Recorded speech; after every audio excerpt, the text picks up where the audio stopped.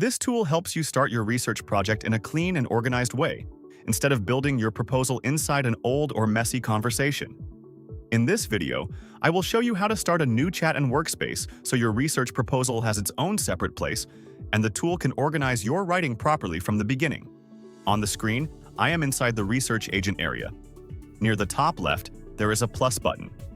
When I click this button, I can see options such as New Chat Only and New Chat Plus Workspace. This may look like a small step, but it is actually very important. If I choose New Chat Only, I may get a fresh conversation.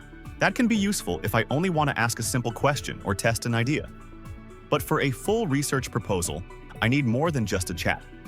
I need a place where the proposal sections can be saved, organized, and connected together. That is why New Chat Plus Workspace is usually the better option. A workspace is like the folder or writing area for one specific research project. It keeps all the sections of the proposal together. This means the introduction, background, literature review, problem statement, justification, objectives, study design, study population, and methodology are not scattered in different places. They all belong to the same project.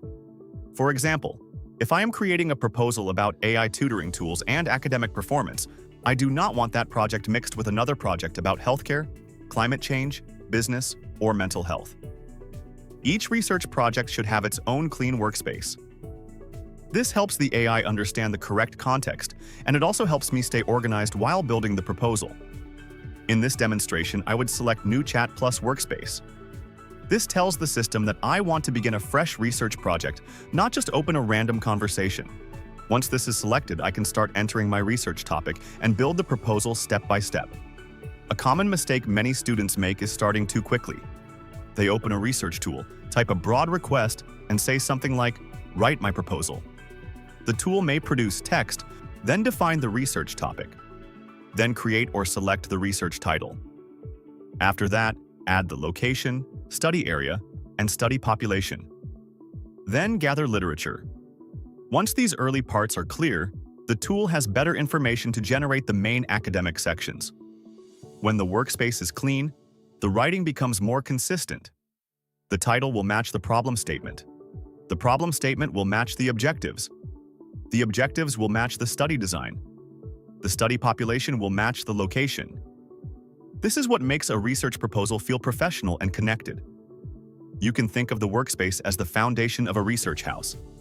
If the foundation is weak, the rest of the house may look nice, but it will not stand properly. In the same way, a proposal may have long paragraphs and academic words, but if the structure is weak, the whole project becomes confusing. If the foundation is clear, every section has a better chance of making sense. After creating the workspace, I can move into the Research Topic tab. This is where the actual proposal begins. But before doing that, I want to make sure the workspace name makes sense. A good workspace name can be simple, such as AI Tutoring Research Proposal or AI Education Master's Proposal. The name does not need to be fancy. It only needs to help me recognize the project later. If you are working on multiple proposals or multiple student projects, naming becomes even more important. Do not name every file research project or proposal draft. That may seem fine in the beginning, but later it becomes confusing. Use a clear name that includes the main topic area. This makes it easier to find the correct project when you return later. For example, instead of writing only proposal draft, I can write AI Tutoring Undergraduate Performance Proposal.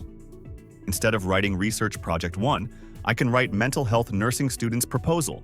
These names are simple, but they give enough information to identify the project quickly. Another thing to notice is that the workspace connects with the document area. On the right side, you may see the full document area where proposal sections will appear later. At the beginning, it may say there are no sections or 0 words. That is completely normal. The proposal is empty because we have not generated anything yet.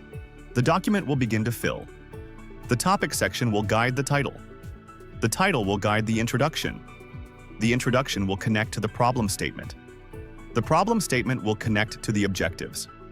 This is why starting with a clean workspace is so useful. It gives every section a proper place. This is also why I do not recommend skipping steps. If the tool says no topic selected or no title selected, later sections may stay locked or may not generate properly. The tool needs the early information before it can create useful academic writing.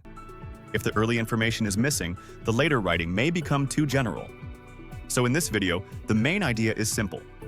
Start fresh. Create a new chat and workspace for the research project. Give the project a clear name.